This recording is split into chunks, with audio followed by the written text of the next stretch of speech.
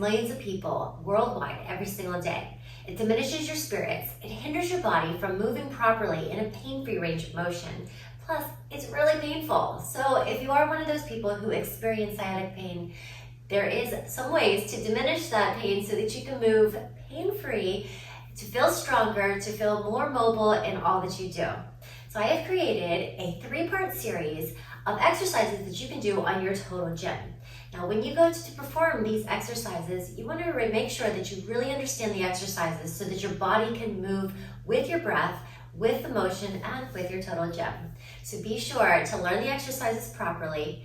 Make sure that if you do feel any type of pain, you just reassess how your body is positioned and make that exercise feel comfortable for your own body. So make sure you're also breathing through the exercises, because that too will help your body facilitate movement through the breath. So let's go ahead and learn some strength exercises that'll help your sciatic pain.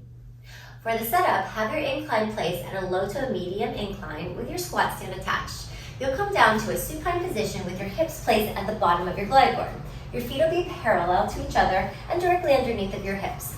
You'll soften the knees down to a 90-degree position so that it's comfortable for you. From here, you'll start to utilize the glide board, riding on the rails so that you can articulate the spine to a pelvic tilt. So as I do this, I'm tucking the pelvis, moving my hips up slowly with control, utilizing my abdominal contraction, holding for a moment, actually squeezing or pinching the glutes, and then articulating the spine right back down. So I'm going to try to do this without really giving it a full range of motion into your body, but utilize the glide board to help you, and then roll it right back down. You can reset in between so it doesn't bother your spine. You just want to feel that comfortable position as you roll the hips up and roll them down. Activating through your core, bringing the hips towards the ribs, keeping your core engaged, and really utilizing the breath.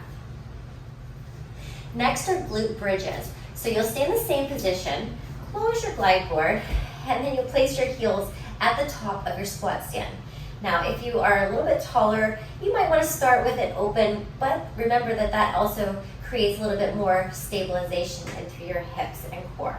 So from here, you're just going to do that pelvic tuck or that tilt. You're rolling your hips up all the way up into a bridge. From here, you can open up through the glide board very slowly, keeping your core engaged. See if you can even straighten the legs, lengthening through the front of the body, bend it right back in, keeping your body controlled, keeping your core engaged, and then articulating the spine right back down to the glide board to reset. So again, you can straighten the legs just to kind of give it a little release, and then come right back into it. So again, we tuck through the pelvis, leading with our pubic bone, coming all the way up into that pelvic tilt, into our bridge. Right when we have no more range of motion, we extend out through our hips, lengthening through the front of our body, keeping your core engaged, bring it right back in, and then articulate the spine right back down to your glide board. Slow and with control each time. And the last exercise is a leg press. So again, from a supine position, you'll come down with your spine elongated. Place one foot into the center of your glide board and extend out through the other leg. Leading with your heel, the weight into your heel of that supporting leg, you want to drive the energy down, keeping the knees and toes in the same direction, and then activating the glute as you press back. So it's not a lot of resistance, but the goal here is to really strengthen the pelvis, the core activation, to keep that body really lengthening and activating through your glutes and your hamstrings. So that'll help strengthen all the tiny little muscles surrounding our hip joint, which ties right into our sciatic nerve pain. So you can change the angle of this. If you'd like to, you can take the leg out and then just bend it in. So wherever the foot is positioned, make sure that the knee is tracking the foot as well. And of course, you'll do this exercise slow with control on both sides. And those are a few strength exercises for sciatic pain that you can do on your total gym. Be sure to check out the blog to get the full program details, and stay tuned for part 2, where we will cover some flexibility exercises to diminish that sciatic